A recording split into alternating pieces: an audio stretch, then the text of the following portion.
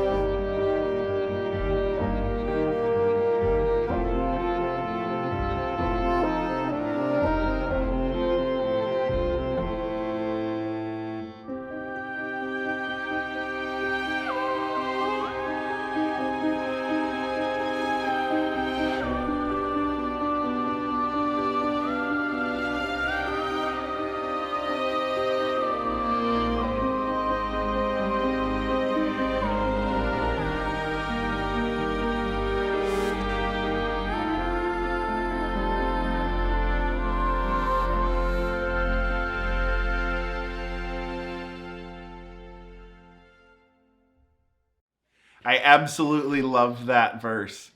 And I know you've heard me quote it before for good reason, because it's such a good verse, but I'm going to quote it to you again. It's Hebrews chapter 11, verse 16 is where it's found.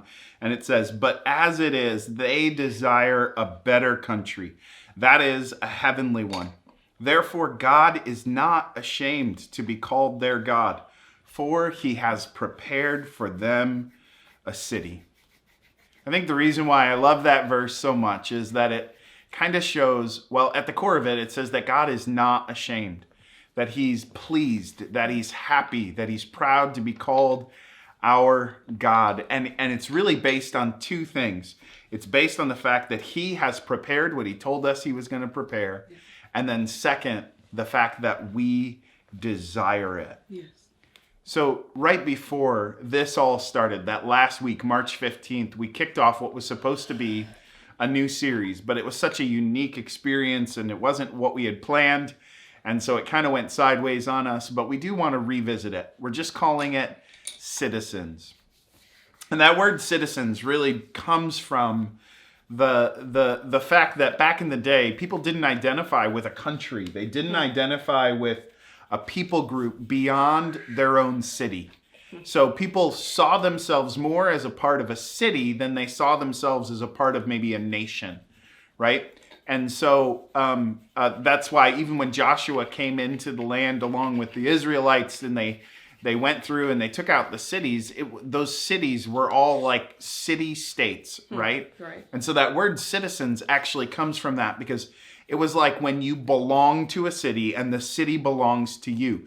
For us, it's like we belong to this country, the United States, and the United States belongs to us. That's what makes us citizens, right? And that's what this series is about.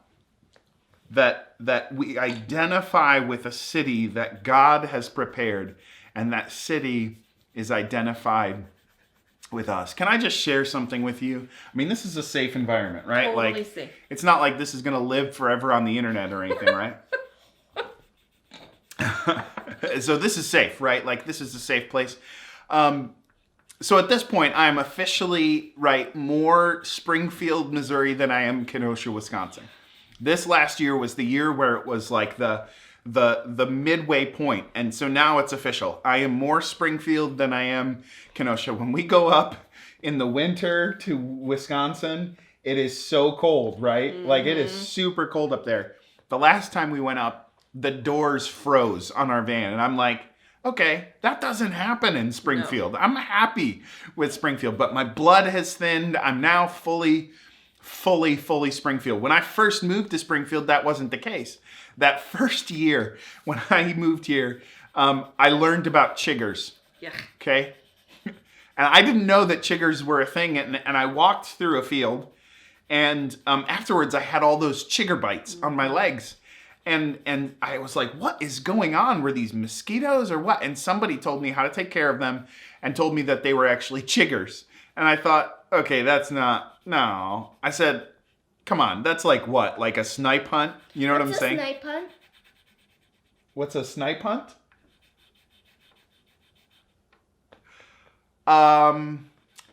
I will show you tonight what a snipe hunt is. And for all those kids out there, and you're wondering, what is a snipe hunt? Ask your parents and they'll show you tonight, okay? This is a great night for a good snipe hunt, okay? But that's kind of what I thought chiggers were when somebody originally told me about them. And then I realized that they were actually a real thing. And I'm like, why would anybody want to live here? Now I love it, right? Like it's such a wonderful place. And I'm more Springfield than I am Kenosha, except there are some things about Wisconsin that will never, ever, I will ever lose, okay? I will never lose the taste for cheese curds. Never. Every time I go to Wisconsin, I have to go to the same place and get real, fresh, squeaking cheese curds. That'll never change. I'm always going to have that Wisconsin in me. And this is the part where I need this to be a safe place. It's a safe place. Because I really don't want to lose my credentials. But I will never, ever, ever, ever, ever lose my taste for beer boiled bratwurst. If you have never had real beer boiled bratwurst, that when you cook them, the alcohol boils off, it cooks off, right? So you don't have to worry about that. If you're like, oh man, don't worry about it.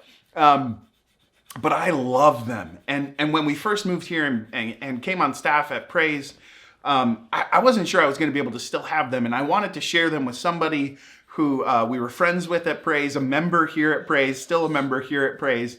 And yet I couldn't go and buy the beer in order to make the beer boiled brats. And so I actually asked them to pick it up and bring it to our house. So there's that. You know who you are. But I never will lose the taste for that. I will always crave that. Like a really, really, really good beer boiled brat with the onions and all of the flavors that come along with an excellent bratwurst. That will always be there. I'll always want that. I'll always desire it no matter how long. Why? Because when I was growing up, that's what I had. That's what I got a taste for. And I yearned and I longed to have it again. C.S. Lewis had that quote that I've shared with you before, and I don't even need to read it. It's such a great quote that I've got it so deeply in my soul. He said, if I find in myself a desire that nothing on earth can satisfy, the only probable and logical explanation is that I was made for another world. Yes. And that's so, so good, because that's what we're talking about today. What we're talking about is really this idea that what if a lot of those things that we deeply, deeply desire, some of those deepest yearnings of the human heart, what if that comes down to the fact that God has placed eternity in our hearts, right? That in our deep, deep recesses of our soul, there is an ache there for that thing because God has prepared it for us.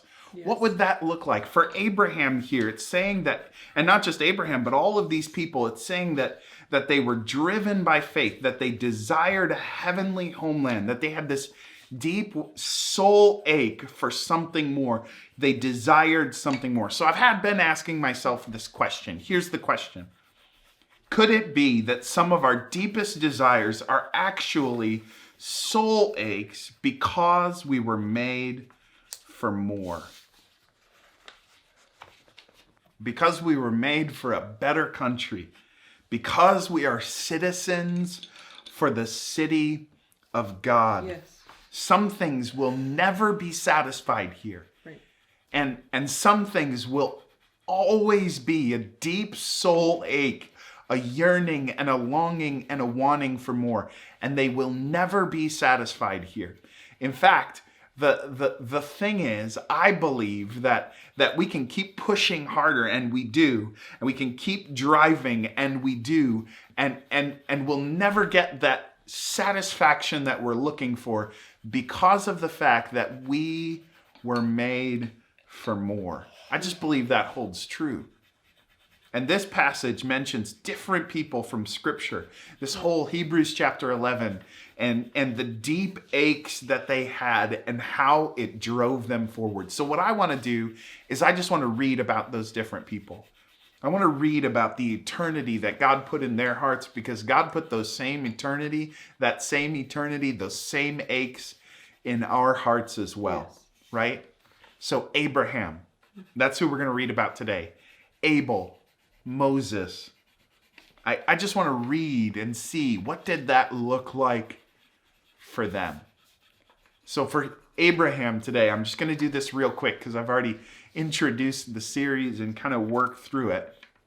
I just want to go back to Hebrews chapter 11, verse 8. And we're going to end up reading Hebrews 11, 8 all the way down to verse 10. But for now, just verse 8. Here's what it says. By faith, Abraham obeyed when he was called to go out to a place that he was going to receive as an inheritance. And he went out, not knowing where he was going. That's the thing about Abraham, right? He was called out from the place that he knew, the city that he knew, and called to go into a land that he had no idea what to expect. He had never been there before, and he didn't even know what the promise was, but he knew that there was a promise, an inheritance that was offered to him. And I actually want to go back and I want to read that, just that calling out of Abraham, just to kind of set the stage for us with this and kind of get a feel for what Abraham was going through. And so we're going to go back to Genesis chapter 12. Genesis chapter 12. And we're going to read 9 verses there. And that's a lot. I know that's a lot, kids. We're going to read a lot of scripture. But here's what I want you to do while we're reading this. I want you to count how many times you hear the words, I will. How many times you hear the words, I will. Count it up, and then we'll see what you get. Okay? How many times you hear, I will. Genesis chapter 12, verse 1. Now the Lord said to Abram, go from your country and your kindred and your father's house to the land that I will show you, and I will make of you a great nation, and I will bless you and make your name great, so that you will be a blessing. I will bless those who bless you, and him who dishonors you, I will curse. And in you all the families of the earth shall be blessed. So Abram went, as the Lord had told him, and Lot went with him. Abram was 75 years old when he departed from Haran. And Abram took Sarai, his wife, and Lot, his brother's son, and all their possessions that they had gathered, and the people that they had acquired in Haran. And they set out to go to the land of Canaan. When they came to the land of Canaan, Abram passed through the land to the place at Shechem, to the oak of Moreh. And at the time the Canaanites were in the land. Then the Lord appeared to Abram and said, to your offspring I will give this land. So he built there an altar to the Lord who had appeared to him.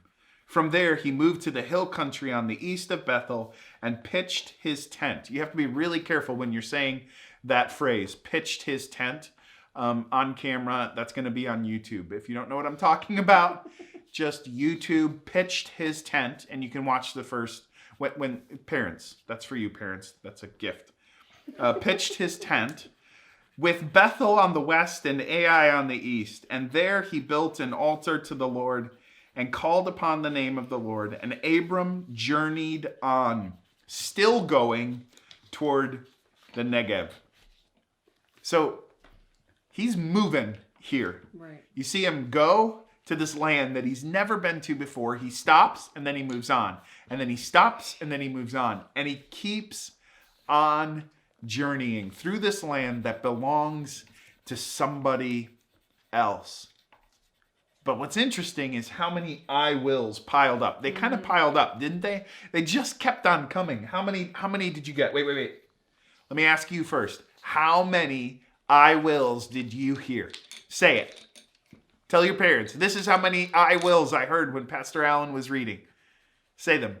Okay? You got it? How many, Asher, did you count? 6. 6. That's exactly right. Nailed it.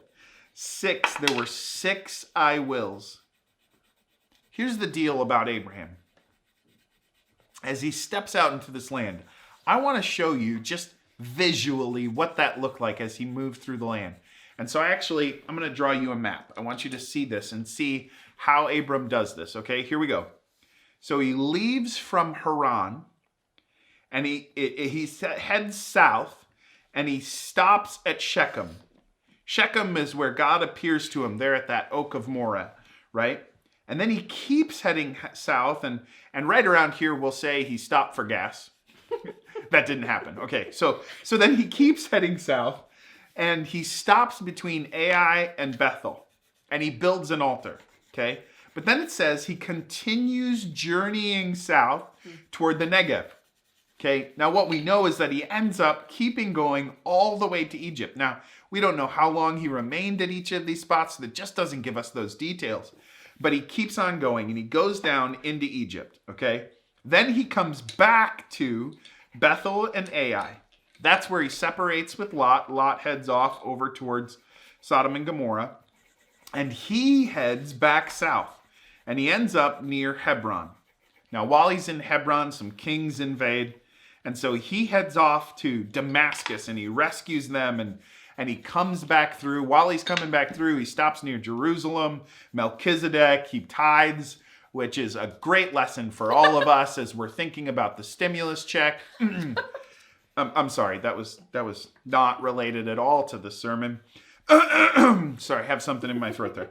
Melchizedek, and then he continues on, goes down to Hebron, and then he ends up moving over to Gerar and Beersheba. Okay.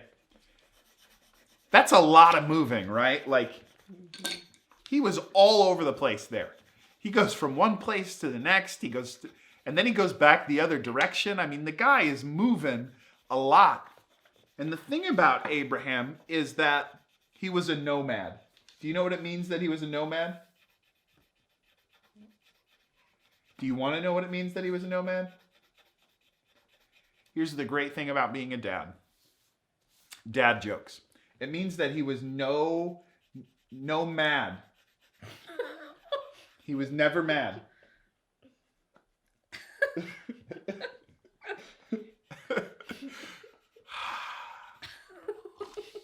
You guys are going to so enjoy that snipe hunt tonight. Man, we're going to have so much fun. We're going to get so much snipe. Nomad. He was not... Okay, nomad means that he didn't have a place to stay.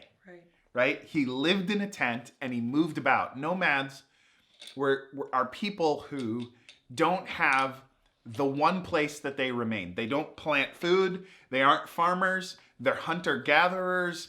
And often what they'll do is they'll follow seasonally where the places that they should be going, where there might be food or where there might be resources available. For Abraham, as far as we could tell, he was the first in Scripture who specifically it talks about living a nomadic lifestyle. Like early on, Cain, when he headed off, he founded a city. Noah, he built a vineyard, which sounds like he's settling in, right? They built cities early on once leaving the garden. And Abraham seems to be, if not the first, he's the first one that really specifically, it points out, lived a nomadic lifestyle, that he lived in a tent. Abraham was always a visitor. When his wife Sarah died, he had to buy a field to bury her in. Yeah. He didn't have land. He didn't own anything. He was traveling through the land, and he was a nomadic person. And you ask, what drove him in that? Like what could have pushed him on? What was it that as he kept on journeying after heading off and fighting kings and coming back, what was it that kept pushing him forward? It tells us in Hebrews chapter 11, verse 9, by faith he went to live in the land of promise, as in a foreign land, living in tents with Isaac and Jacob, heirs with him of the same promise. What drove him? It was all of those I wills, right? Yeah. It was all of the promises, all 6 of those I wills that God gave him early on, kept driving him forward. Yes. I will, he said, I will, I will. And that pushed Abraham to move on and journey on and fight on, even as in a foreign land, even as in the land of promise, living in a tent with Isaac, right? Even early through that whole process when he was exploring the land the first time, and then when he makes it through the land, he loops back, then they're invaded. I mean, all through that, the thing that drives Abraham was that deep desire for what God had promised him. Yes. And if you read the very next verse, verse 10, here's what it says. For he was looking forward to the city that has foundations, whose designer and builder is God. The nomad, the one who lived in tents, was promised a city that was designed and built by God himself. And what does it say about that city? It had foundations. For a nomad, he is promised a city, which means that all along, Abraham must have been yearning, even as he was living a nomadic lifestyle. He was yearning, longing, deeply soul aching for the promise that God had made to him. Yes. What is a city with foundations? A city with foundations is a city that does not move, right? It can't be shaken. It's safe.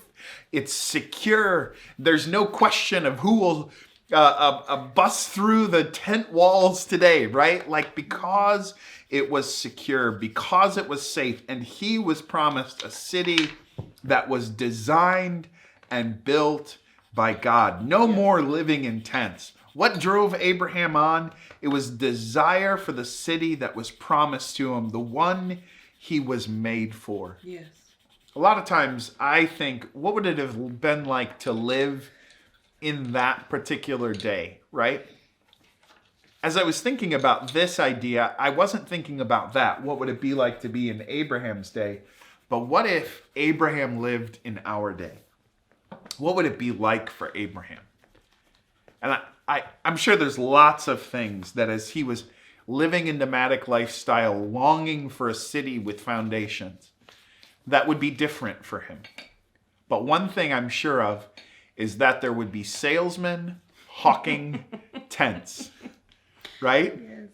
Bigger tents, Right. more secure tents, Yes. tents that have the imagery or the picture of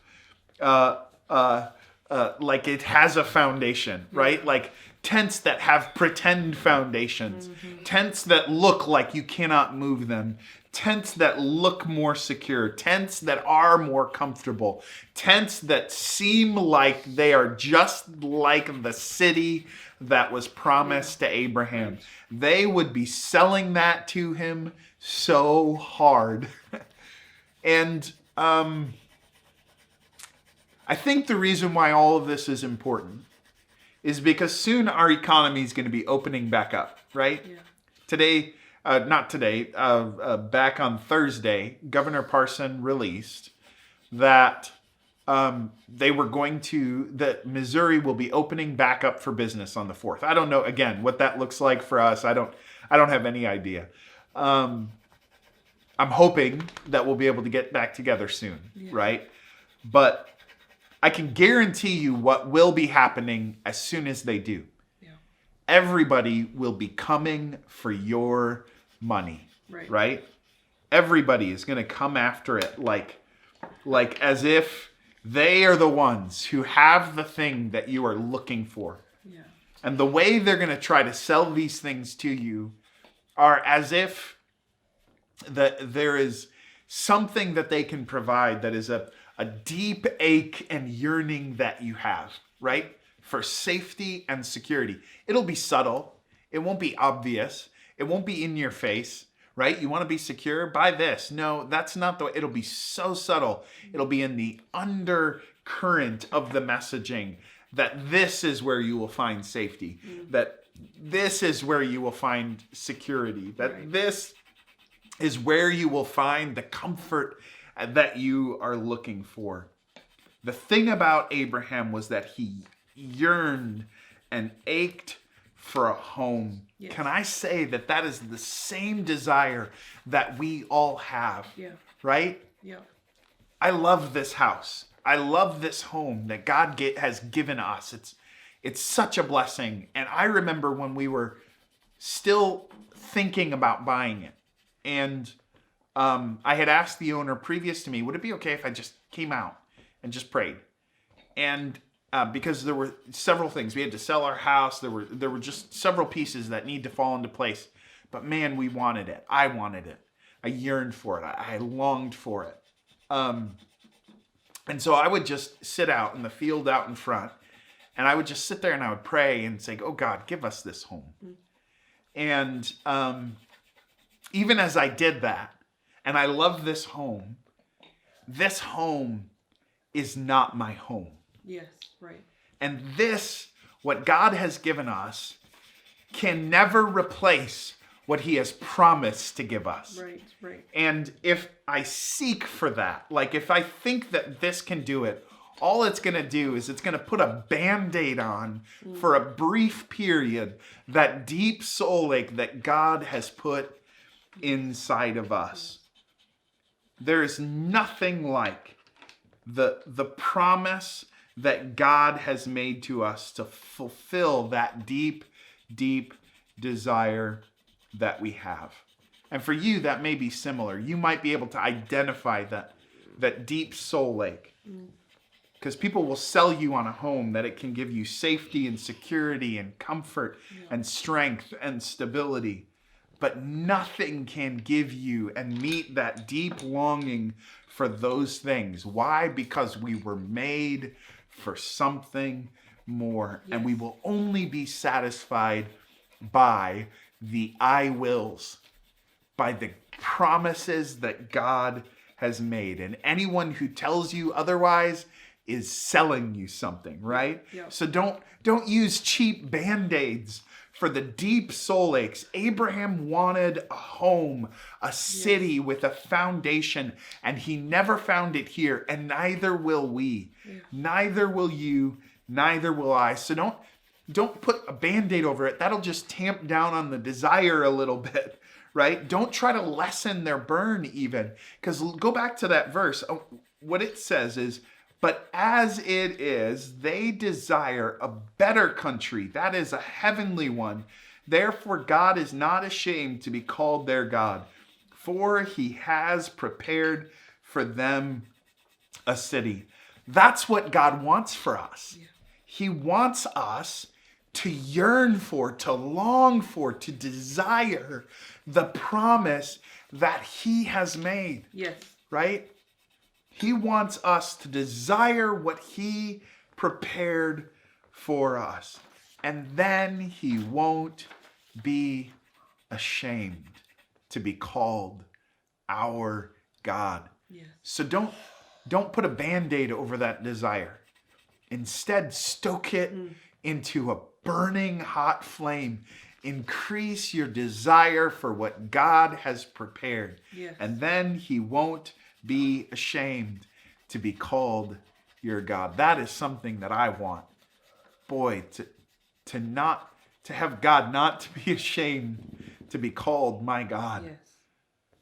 That's something that at a deep level I want. And the way that I do that is by desiring what he has prepared. So today, man, may that be the case for all of us. May we desire what he has prepared for us. Yes, amen.